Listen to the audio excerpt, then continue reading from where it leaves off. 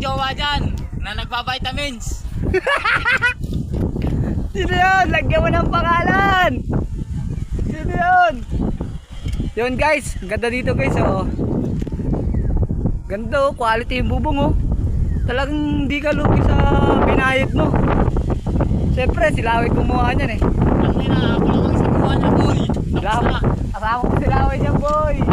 Hindi mo matatapos siya kung hindi mo ako kasama. Yan oh, ganda oh. Talagang masasabi mo talaga na talagang ito yung trabaho niya. Ganda oh. Kita nyo ba yan? Napakaangas. Kupal na eh. Buko yan yan. Kaya kung magpapagawa kayo ng bubong na ganito, PM nyo lang kami dalawa ni Pards. Geng geng. Yeah!